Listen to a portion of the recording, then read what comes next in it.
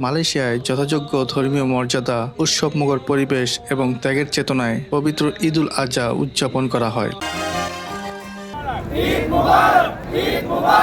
বুধবার ২৭শে মে সকাল ৮টা ১০ মিনিটে রাজধানী কুয়ালালামপুরের ঐতিহাসিক মসজিদ নিগারা সহ দেশটির বিভিন্ন মসজিদ ও ঈদগাহে একযোগে ঈদের জামাত অনুষ্ঠিত হয়। জামাতে স্থানীয় মালয়, ভারতীয় বংশোদ্ভূত ও চাইনিজ মুসলিম সহ প্রবাসী বাংলাদেশি ছাড়াও বিভিন্ন জাতি ও বর্ণের হাজারো মুসলিম নামাজ আদায় করেন। পুরো দেশ জুড়ে দেখা যায় ধর্মীয় ভ্রাতৃত্ব, সম্প্রীতি ও ভালোবাসার অনন্য দৃশ্য। নামাজ শেষে শুরু হয় পশু কোরবানির আনুষ্ঠানিকতা।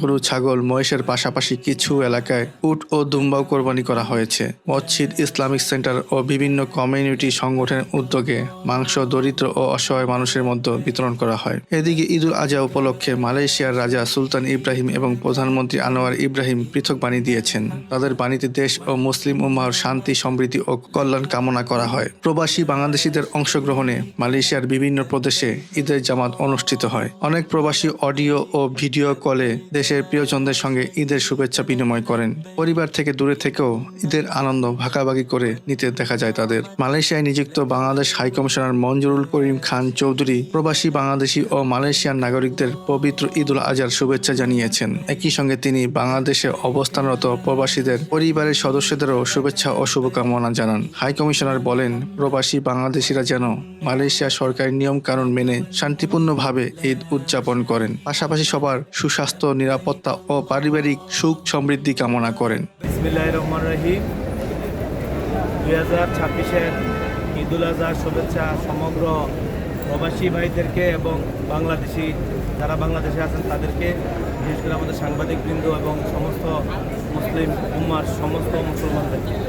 আজকে খুব আনন্দঘন ঈদ আমরা উদযাপন করতেছি, কারণ গত ঈদেও আমাদের অনেক মনে দুঃখ ভারাক্রান্ত ছিল। 24-এর আন্দোলনের পরে আমিও একজন 24-এর যোদ্ধা।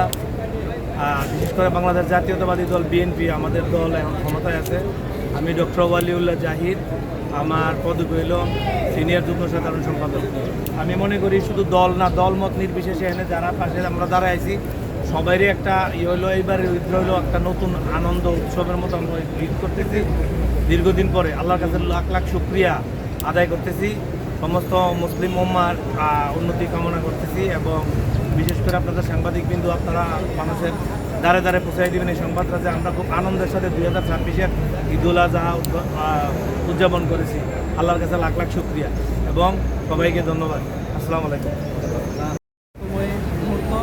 দুঃখের বিষয় হচ্ছে যে আমরা আসলে সবাই প্রবাসী, তো প্রবাসে বসে দেশকে অনেক মিস করি, দেশের পরিবারকে, এবং যে আজকে যে কোরবানি একটা আনন্দ সেটা কিন্তু আমরা অনেক মিস করি। এখন দেখেন আমাদের অনেক ভাই কিন্তু আজকে এই যে এখন বর্তমানে ডিউটি অবস্থায় আছে, অনেকে নামাজ পড়ে ডিউটিতে চলে যাবে, অর্থাৎ প্রবাসী হচ্ছে যে নামাজটা পর্যন্তই হচ্ছে আমাদের ঈদ। তো আমাদের সবার জন্য দোয়া করবেন, দেশের সবাইকে আমরা ওইকে শুভেচ্ছা জানাই এবং আমরা যেন প্রবাস থেকে সফল হয়ে দেশে পৌঁছাতে পারি, সবাই আমাদের জন্য দোয়া করবেন। আসসালামু আলাইকুম, সবাইকে ঈদ মোবারক, ঈদুল আজহার শুভেচ্ছা। আমি প্রথম প্রবাসী করতে আসছি প্রবাসী বাইরের সাথে।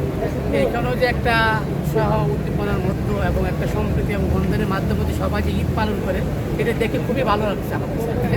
এবং আমার অনুভূতি আলহামদুলিল্লাহ, এই বাইরে দেশের বাইরে থেকে যে আমাদের প্রবাসী বাইরে যে এত একটা সম্প্রীতি বন্ধনের মধ্যে আবদ্ধ থেকে ঈদ উদযাপন করে, এটা দেখে খুব ভালো লাগছে। সবাইকে ঈদের আবারও শুভেচ্ছা। আসসালামু আলাইকুম। সত্যি কি আমরা এইমাত্র কুয়ালালামপুরে খানকা মসজিদে ঈদের নামাজ শেষ করলাম। বলতে গেলে কষ্ট লাগে খুবই।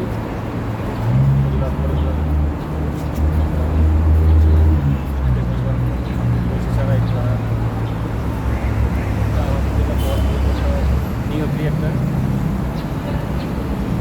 মাঝে মাঝে দেশে করি, এখানে কিছু নাই বলা যায়। আনন্দ করি আমরা বন্ধু বান্ধবদের নিয়ে, তারপরে ভিতরে একটা কষ্ট থেকে যাই, যেহেতু এখানে আমাদের পরিবারের লোকজন নাই, বন্ধু বান্ধব নাই, কষ্ট হয়, খুবই কষ্ট হয়। প্রবাস আসলে এরকম দেশে যে ঈদের আনন্দ সেটা এখানে পাওয়া যায় না। তারপর সবাইকে ঈদ মোবারক। সজীব হাসান, মালয়েশিয়া প্রতিনিধি, জাজিরা নিউজ।